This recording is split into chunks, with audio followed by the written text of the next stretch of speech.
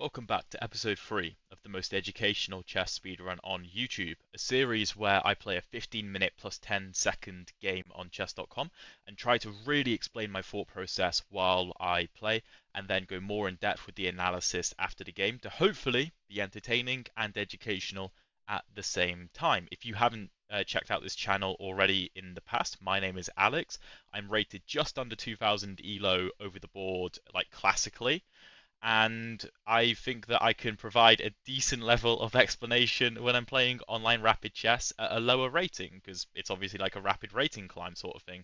If you haven't seen the previous episodes of this series, there is a playlist linked down below.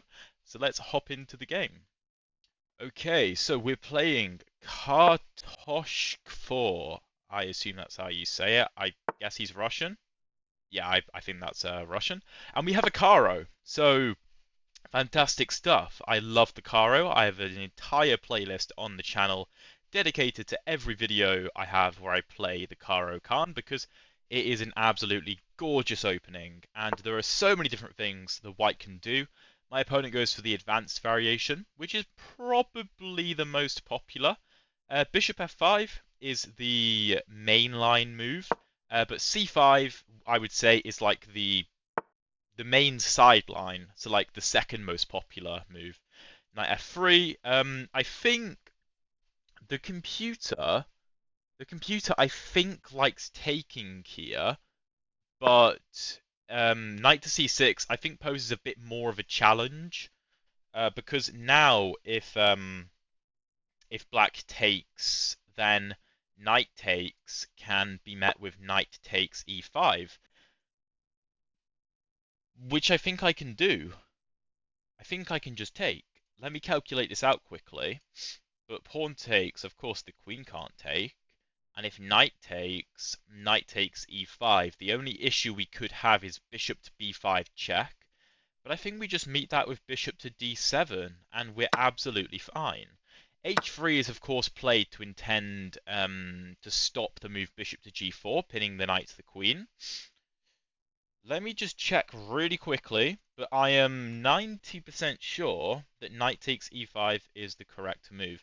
In the Caro, you do have to be a little bit careful about this diagonal, mainly in these positions where you go c5, because you don't have a c-pawn to go on c6 to block the diagonal, of course. Yeah, but I think I can just snatch this pawn up. I don't think I'm blundering anything, because that's the whole idea of knight to c6. One of the other ideas of knight to c6 is if c3 is played, again, you take on d4 because knight d4 can be met with knight takes e5. So if c3 takes, white gets this very classic pawn structure on d4 and e5. But without a c-pawn, it's very difficult for white to maintain defense of the d4 pawn, where black can play moves like queen b6 adding pressure. The knight can hop from e7 after e6 is played to f5 to apply even more pressure. The bishop typically comes to e3, so the knight on f5 not only pressures the d4 pawn, but also the e3 bishop.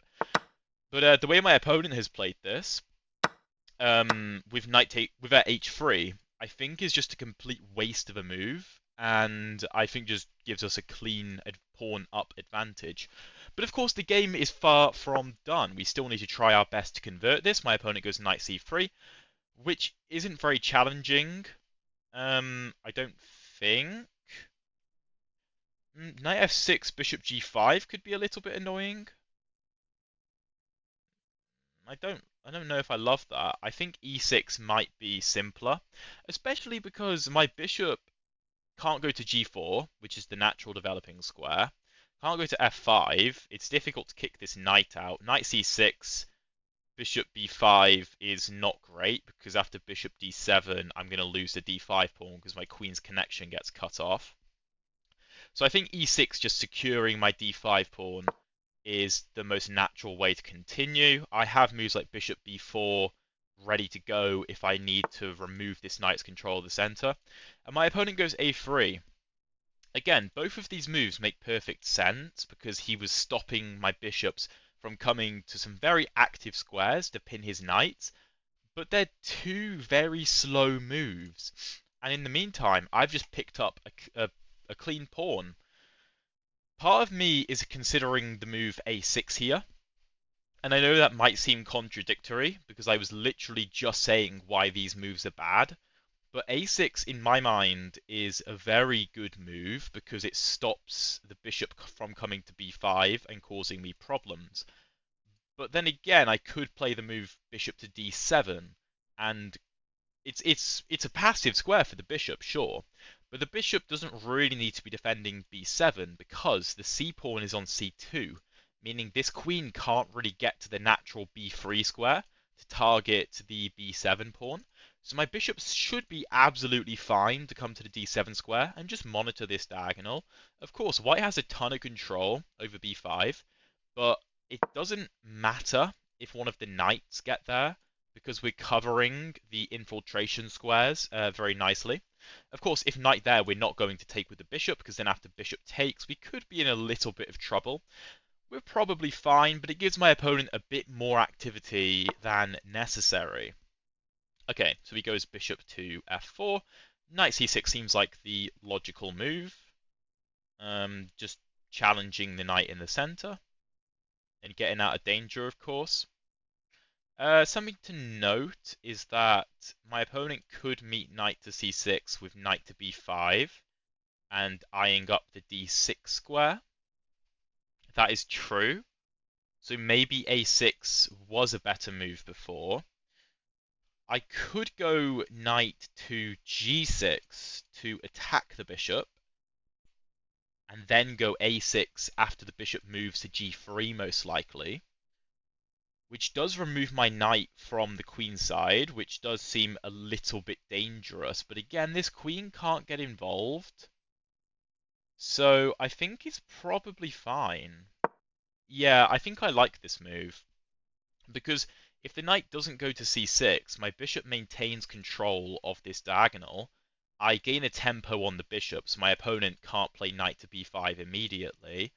And once the bishop retreats, I can go a6 and just lock this square up for the rest of the game, essentially.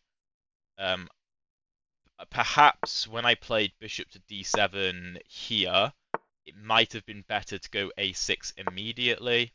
We'll see what the computer says after the game, see if it gives me a question mark on that move. But I think a6 is good. I'm not concerned about b6 being weak because the knight can't even get to a4 to access the b6 square, but it's controlled by my queen anyway. And this bishop isn't going to be controlling the b6 square anytime soon, unless my opponent goes some very strange maneuver. So I'm gonna play a6. Again, maybe it isn't entirely necessary, but I think with my queenside pawn structure, I was going to say pawn structure structured in the way that it is, positioned in the way that it is, that works. Okay, yeah, bishop e2 is not threatening anything, so we're absolutely fine to just go ahead and develop. I think the way that this is all set up means that my light squares are very much under control. My rook can come to the c8 square and target this c2 pawn because I criticized again my opponent's knight to c3 move earlier on move 7. It put pressure on d5, but then after e6, it's, irrelevant. That pawn is very well defended. And I think if I can foreshadow this game a little bit, I have a very sort of intuitive feeling that c2 could become quite weak because it doesn't belong on c2. The pawn belongs on c3 or belongs on c4 to target my center. This knight, because of the way my pawns are structured, is completely shut out of the game, especially including this a6 pawn. Okay, knight to f3. That is a very strange move. I assume he's trying to come to f5, sorry, to e5, but I don't know what that does. Bishop c5 might be a tempting move for a lot of you, and it's probably a good move. Bishop e7 seems a little bit more solid. We could start with rook c8, but I think getting castled probably makes a bit more sense. Bishop c5. My only concern is after b4 ideas, I don't want to drop my bishop over here and allow my opponent's bishop to d6. Am I concerned over nothing, though? I have to remove like bishop c6, opening up my queen's attack.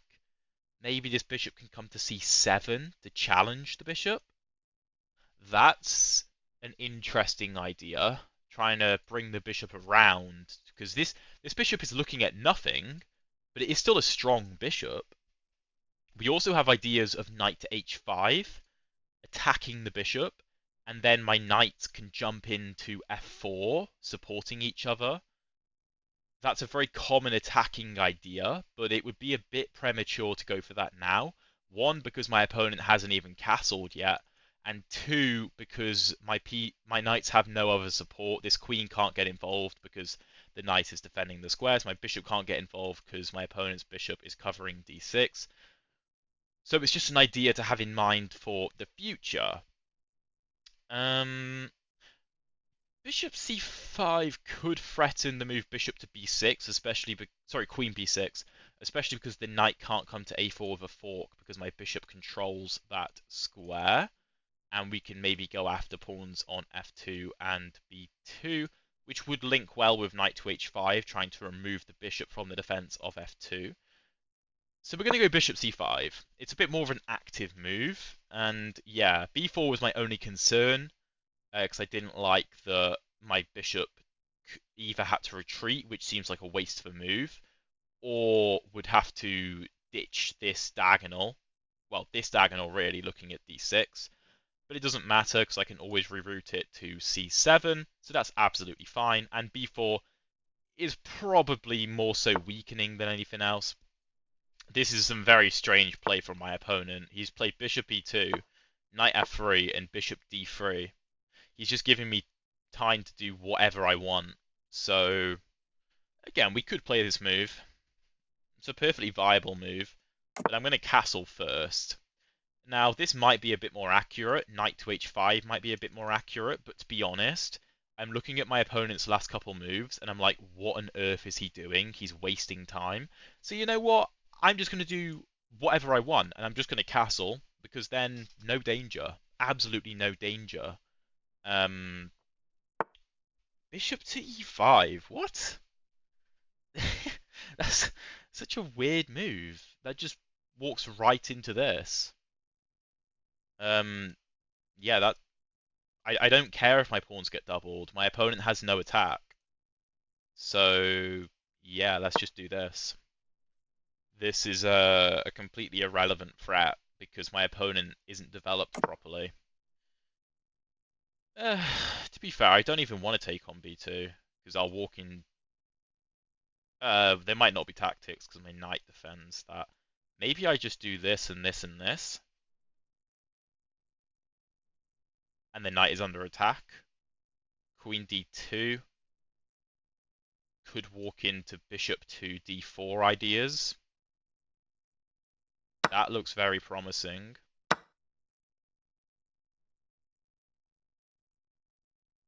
I don't think I need to calculate too much, because my queen is never ever getting trapped here. My queen is so safe. And if a move like knight a4 existed, I could always just take the knight on e5, but again, knight to a4 can never be played because my bishop controls that square. Knight b5 can't be played, trying to trap my queen by controlling a3 and stopping queen b6 because I control that square. And these pieces are all looking a little bit vulnerable, especially because I have the only dark squared bishop on the board, eyeing up the d4 square. Now, my opponent could actually play tactics if I do go for bishop to d4 with bishop to h7 check, opening up the queen. So, worth bearing in mind. Okay, my opponent takes on d7. Probably makes sense just to take the knight.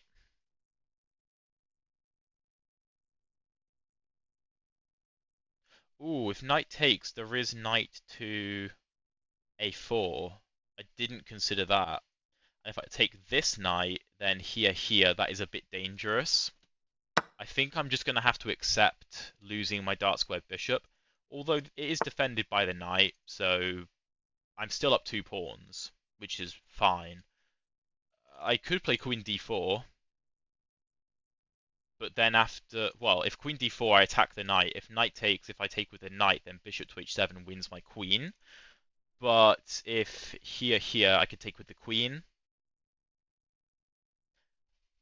But I feel like that's a good square for my knight because it traps this bishop, in the sense that the bishop has very limited squares.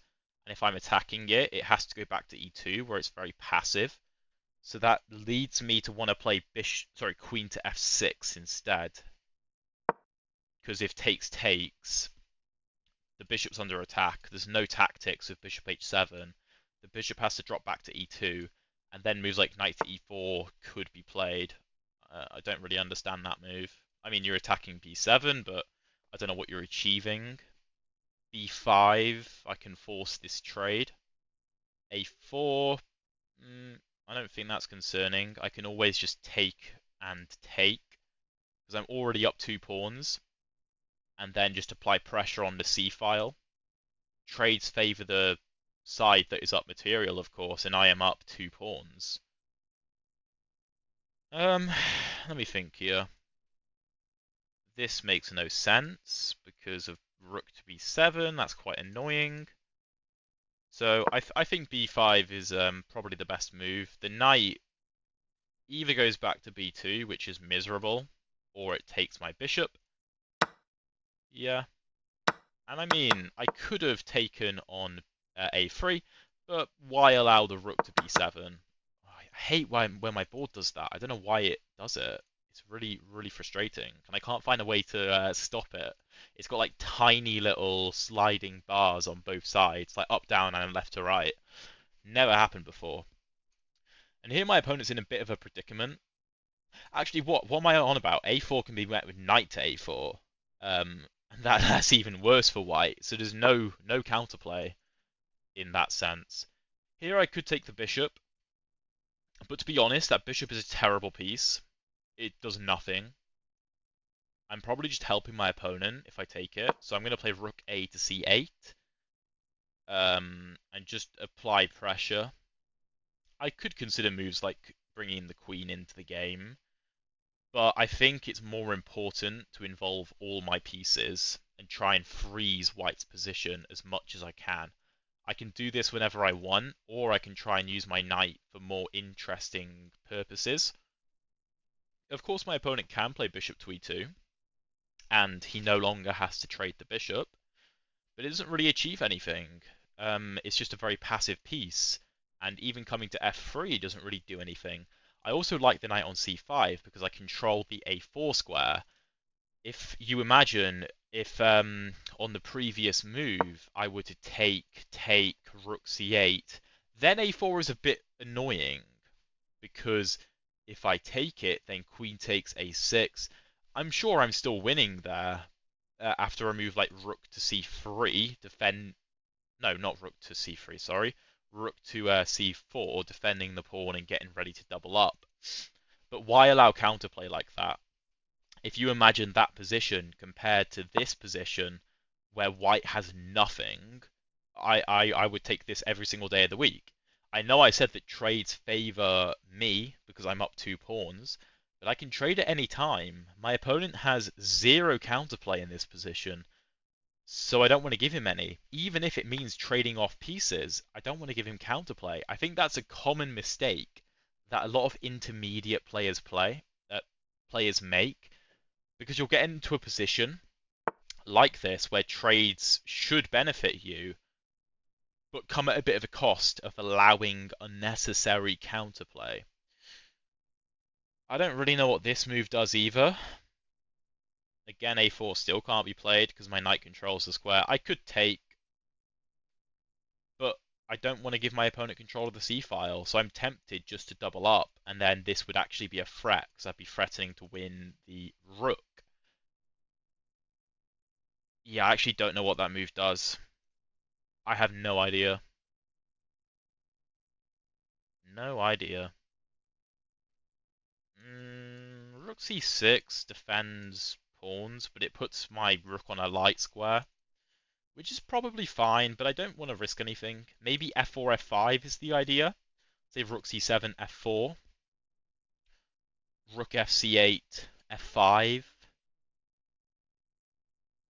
knight d3, pawn e6. Although, if here, I can always play queen d4 check, so that if f5 gets played, I can trade queens. And I can always take this bishop, so there's never threats of the queen and the bishop lining up on h7. So I'm going to go rook c7. I mean, queen g3 can be played to target the rook, but I just go rook f to c8. And something like queen d6 infiltrating isn't scary because rook to c6 kicks the queen right back out because the knight controls d7 and our queen controls e7. Again, that move doesn't really do anything, so we're going to double up. I'm expecting bishop to f1 because this is now a threat, trying to preserve the bishop. Otherwise, my opponent is probably going to lose. And he wants to give me a free bishop. So, of course, we're going to oblige. Thank you very much. Your rook is hanging if you take. Again, I don't think I did anything particularly special in this game, to be honest. Like, I'm not having a go at my opponent and saying that he played terribly, but at no point did he really challenge us. We kind of just got a small advantage out of the opening, up a pawn. There's still plenty of play left in the position, which of course we will go over in the analysis. But I kind of just did everything I wanted to do, and my opponent didn't ask me any questions. I think that's a massive part of chess, is asking questions. And what do I mean by asking questions? Just making threats, really. I think that's a massive part of the game. I think it's something that I'm really starting to understand more and more. E5 is an interesting move, trying to play queen f4 check to trade off the queens, because in this position, I mean, there's nothing for white here. We are up a whole rook and two pawns. We could consider rook c3 to just double attack, which is very tempting. This h5 move is interesting. That is an interesting move, actually, because we're trying to bait queen h5 to allow queen to f4 check, and after g3, we can't play queen f3 because the queen still controls that square. Okay, maybe not. Maybe not. Interesting to think about, though. I can also consider the move queen to f5, just offering a queen trade. Queen f5, sure I damage my structure, but I'm up a whole rook. If queen f5, queen g3... Don't know. Maybe e5 is a bit better. But, I don't know. Maybe just rook c2. I'm just going to go rook c2. And I'm just going to offer a rook trade, because we're also applying a lot of pressure to the f2 pawn. It's a very tricky situation for white, because if he takes and takes, he has no way to defend f2. If takes, he probably has to go f3. And then after queen to e5, he is in big trouble. He's probably just going to get mated. After something like king g1, rook c1, king f2, queen e1 mate. Okay, he moves the rook. Interesting. I'm just going to take with the rook, I think. I don't want any shenanigans with rook to f3 if I were to take with the queen. I'm also leaving this rook on c8 because I like the fact that it stops back ranks. And now, what is the easiest move to play in this position that basically ends the game on the spot? What would you play as the white piece? Sorry, as the black pieces? There's well, I was going to say queen to f4 check, picking up a queen exchange, but rook g2 is very, very tempting. If rook g2, king g2, rook c2, this rook can't block. If the king retreats, then it's mate. So takes, check. If the king comes up, check here, check here. Is there a mate? Let me think about this. Here, here, here, here. I could give a check like this, and if the queen blocks, I take on e3. I mean, I could just go rook c2, but then my opponent blocks. So let's see if we can calculate a rook sacrifice. The king has to move up the board. Check. If the king goes here, check here. Check here. That's not easy. Here, here, here, here, here, here,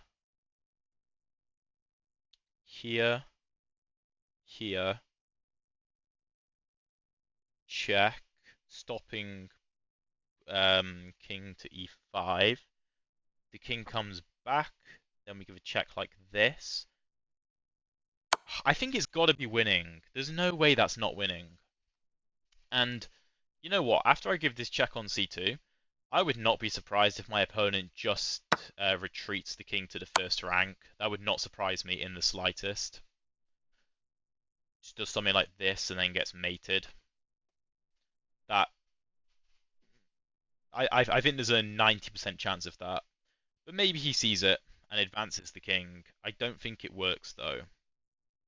It's also easier to visualize, like the closer to the position you get. So it becomes easier to visualize and calculate now because we're closer to the end of the calculation, if you get what I mean. There's less to think ahead about and imagine. If king g3, does this line work? Well, to be fair, after king g4, we could just take the rook. And you know, that's probably the simplest thing to do. I don't see a point in complicating it. The queen can't deliver any kind of back rank mate, so we're completely safe on that front. If king here, f5 check. If here, then we take here with check. If here, check. The king goes to g5 or h6, then we take on e3 with check. That is pretty good. Let's do it. f5 check. The queen has got the king in a kind of box here. And this rook is just hanging. We're not letting it move, of course, because we could just take it, absolutely. But I think we have a far easier way of winning the game. Something like king g5, queen e3, queen f4 can also be met with rook to g2 check, disconnecting the king from the defense of the queen, which would lead to inevitable checkmate. Again, I didn't calculate this entire line out before I sacrificed. It just seemed inevitable that there was some kind of mate here. So let's take. I'm expecting queen f4. I am expecting queen to f4. We could even give this check, but I think rook to g2 is probably easier. But no, my opponent doesn't go for that. Let's check.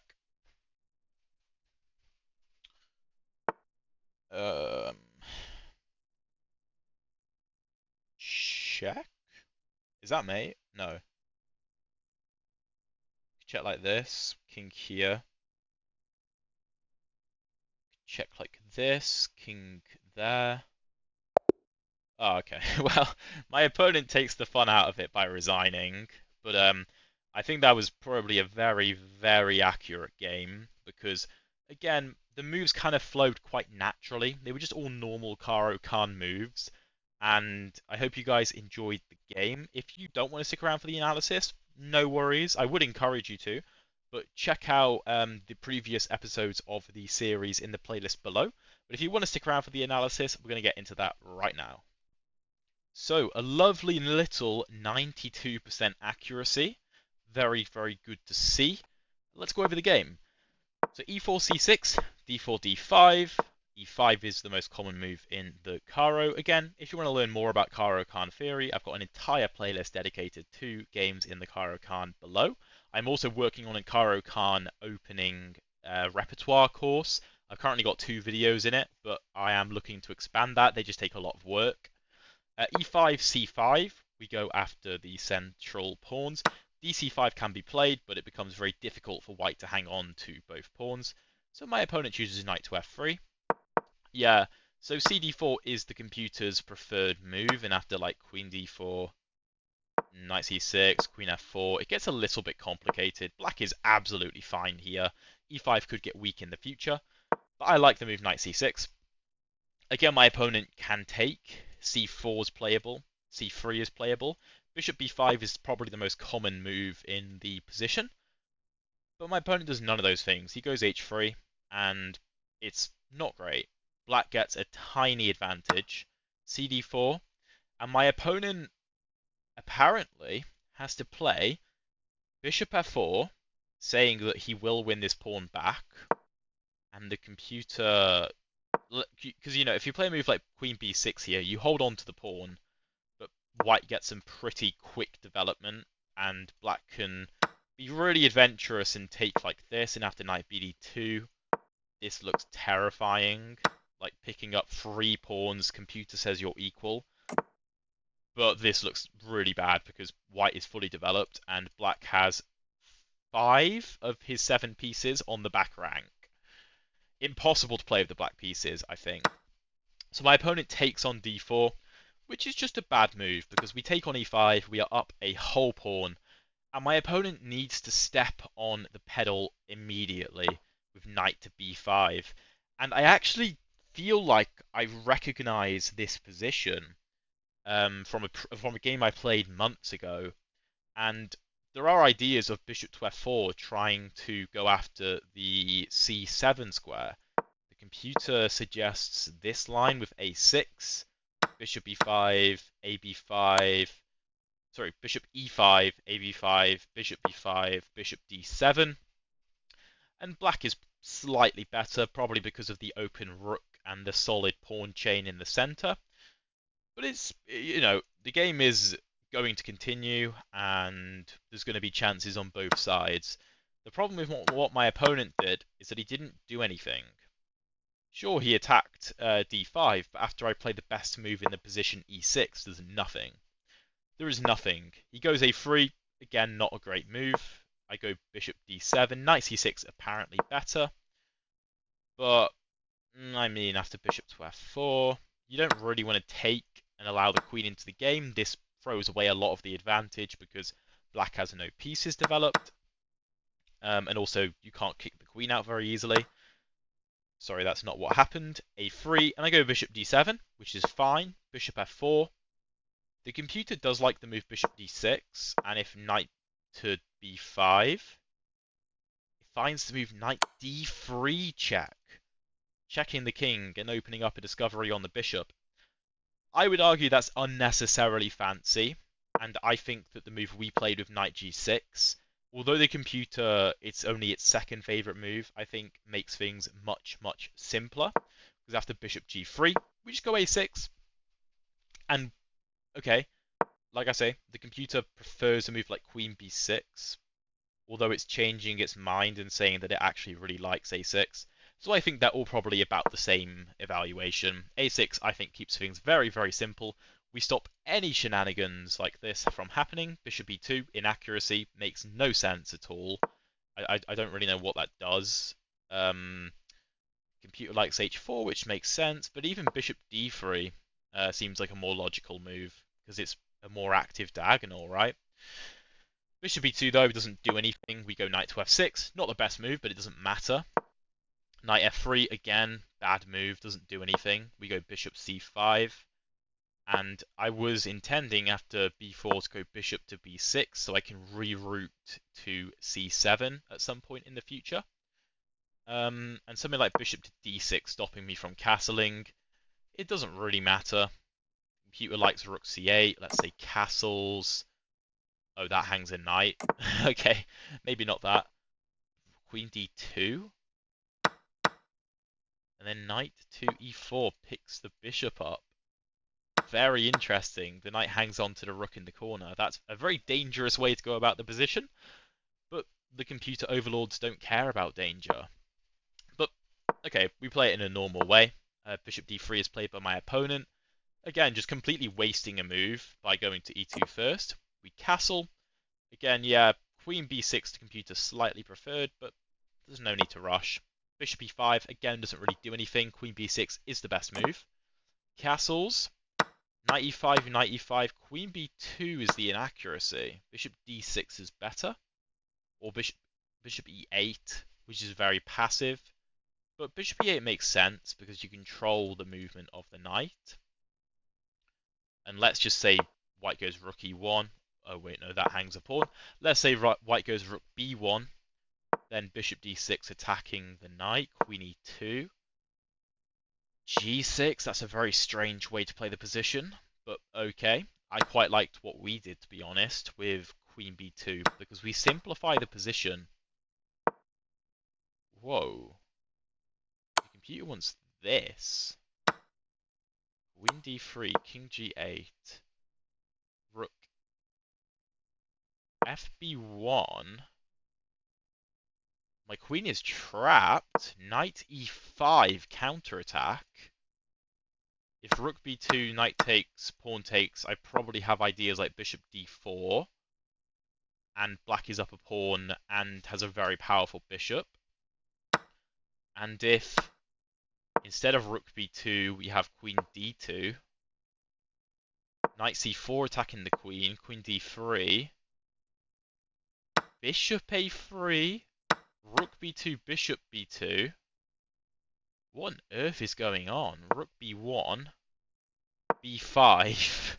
And black has a rook and a bishop. And how many pawns? 2 pawns for a queen. That would have been crazy. And the computer thinks black is better because of these very, very problematic pawns.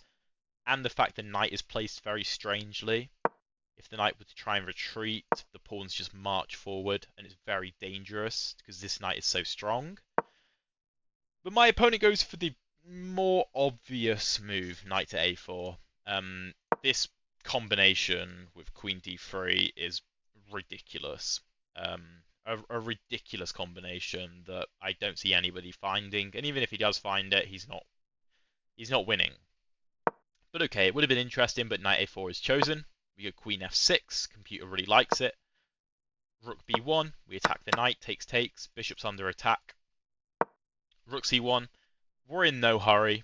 If I were to take here, yeah, the computer thinks it's a bit of an inaccuracy. My evaluation goes down by almost a full point, because we don't need to. Rook ac8 is the best move. Queen g4 threatens nothing. Rook c7.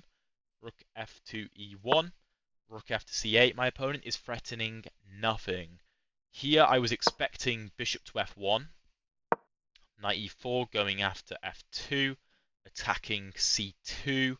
Computer wants to give the rook up, but let's say something like queen e2 trying to defend both of the weak pawns. Rook c3, and this is so difficult for white to defend. His pieces are just horrific, which is what I wanted to do. That is kind of my playstyle, constricting my opponents like this. But he gives me the bishop, and not only that, he gives me the rook. Apparently this is actually the best move. Okay, it's the best move apparently. King h2. Here I go rook 1 to c2, just offering a trade. My opponent declines. I take on f2 with the rook. I don't really like queen takes, because rook f3, I'm still winning, but like the best move is h5. Like, I mean, it makes sense. You're trying to kick the queen off of defending there, and if rook takes, you take the queen, but it's unnecessary complications. Just take with the rook. Queen b4 is played, and yes, the computer does think this is the best move. It does think there is a forced mate. Rook c2, if the king goes to the back rank, he gets mated like this, or if he goes here, then he just gets mated like this. So he marches forward. We go rook f2, king g4. Okay, the computer wanted just to take on e3 and thought that with the rook coming to g2, there is a mate in a few moves. I choose f5 check, check. Oh, we actually missed mate in one with queen to h6. So that actually probably brought my accuracy down a good bit, which is okay. That's probably a bit bad that I missed a mate in one as like a 2000 rated player. But okay, I mean it doesn't really matter. Rook g2 forces a mate anyway. Or rook c4. What a move! If pawn takes, then queen f4 is mate. Wow. But my opponent resigns, and another dominant Caro Kann victory. So I hope you guys enjoyed the video. Check out whatever YouTube is recommending you over here because it thinks that you're really going to enjoy it.